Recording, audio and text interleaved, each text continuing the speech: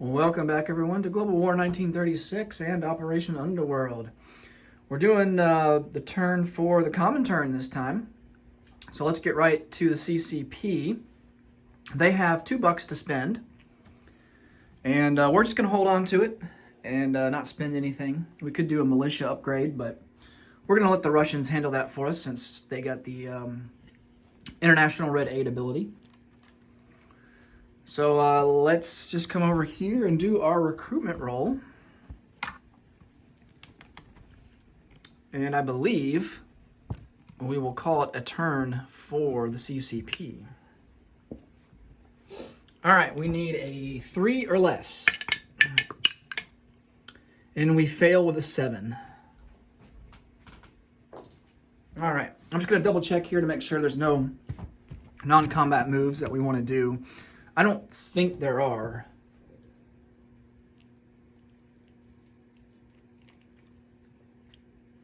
Japan is building up forces there in Suyan. So that is a bit concerning. I'm actually tempted to consolidate all of our forces in Shanghai.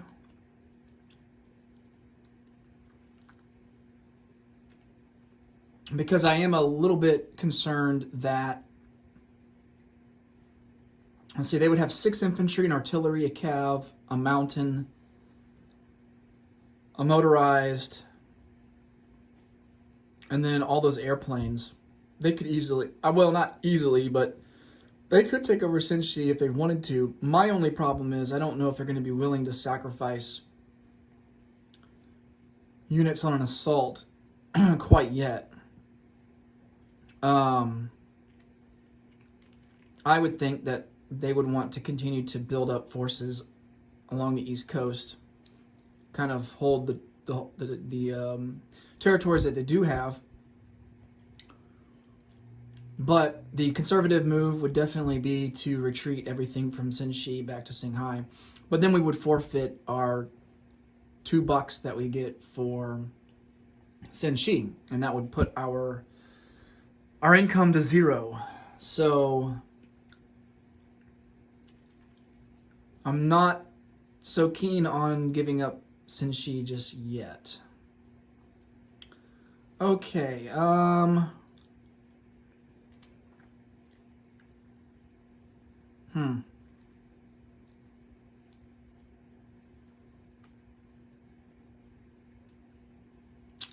Decisions. Yeah, I think we'll just leave it the status quo the way it is for now. So CCP will collect their $2, and they will have 4 to spend for next turn. All right, moving on to the USSR. We have 1 tech roll, and we are going to go for strategic rockets.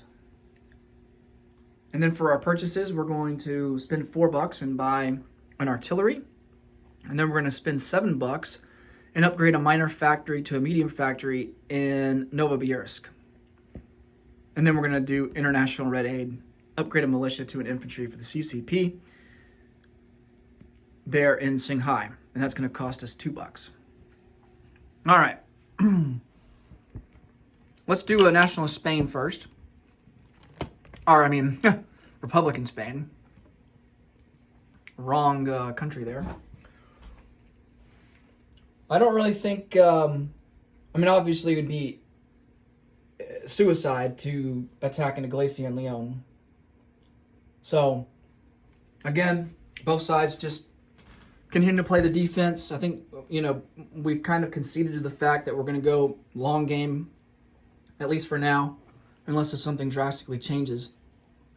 But just kind of waiting for one side to make a move and then kind of react to that as needed. You know, I've seen a lot of players use a strategy of not taking over, not wanting to win the Spanish Civil War too soon, because it could be a situation where the Allies could take advantage of that later in the game, especially the United States. They could declare war on Spain and kind of move in and use that as a foothold in Europe. So that's something we have to consider. And as long as the Civil War is going on, I don't think the United States can take advantage of that. So I think it might be in the interest of both parties to just kind of keep the Civil War going, you know. It is an extra strategic objective that we would gain if we were to win the Spanish Civil War, but here's the thing, you don't need that strategic objective right away. You can wait towards the late game, make a move in the late game, because all that matters is how many strategic objectives you have when the game ends. So I think this is going to be the strategy for, you know, both sides here in the Spanish Civil War, is to kind of play it long term and then try to make some moves later in the game. At least that's the way it's looking and trending right now. Obviously that can change, but I think that's the direction that both sides are kind of, you know, willing to go at this point. All right. So let's go ahead and roll for our recruitment roll. We need a 1, 2, 3, 4, 5, 6, 7, 8. Still need an 8 or less.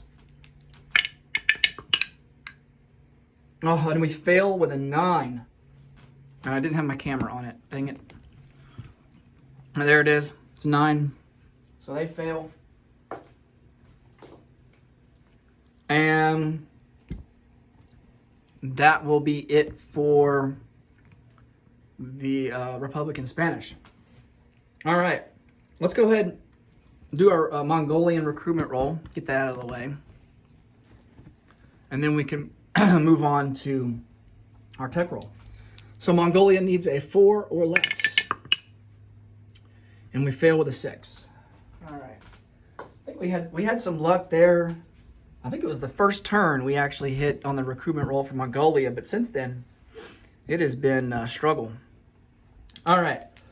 We need a 9 or higher to hit on strategic rockets for our tech roll. Oh, and we get a 9. Oh, that's fantastic.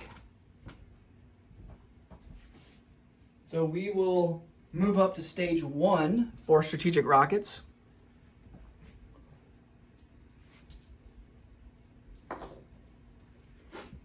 And we are well on our way towards completing that strategic objective. Okay. Let's come over here. No combat. We can't declare war yet because we haven't reached the appropriate income level. And we don't get another income roll until next turn. And as long as we roll a 2 or higher, we'll be able to conduct more research. If we roll a 6, it has to be a 6 exactly, then we will hit our wartime economy and we can start declaring war on people. So hopefully we roll a 6 next turn. That would be ideal. All right. So non-combat moves. We have a couple. This cavalry that's in Stalingrad, he is going to rail down to Transcaucasia. This artillery that is in Leningrad is going to come over 1 into Karelia. And then we're going to start dispersing these motorized infantry. We're going to send 2. They're going to move 2 into western Ukraine. Another 2 will move into southern Belarusia. And then 1 will move 2 up into northern Belarusia. And I'll get some sculpts out for that off camera. Okay, these ships here that are in the Baltic Sea, they will come over and join the main fleet. That's in A14.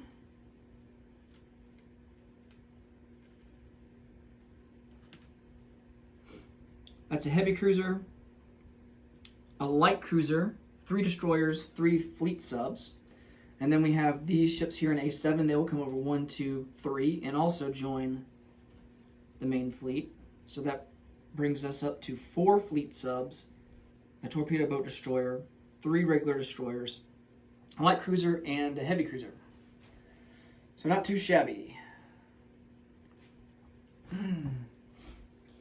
All right. That'll do it for the non-combat phase. Let's go ahead and place down some units.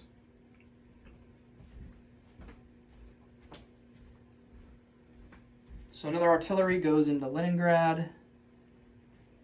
This factory in Novosibirsk gets upgraded to a medium, and then we send over our international red aid to the CCP, remove a militia off the board, and we can just place that chip under the infantry and remove the sculpt off the board.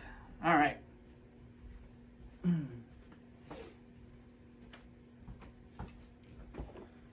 And that will do it for the Soviet Union. They will collect 13 IPP for next turn. They didn't save any, so they spent it all. So they will have 13 for next turn.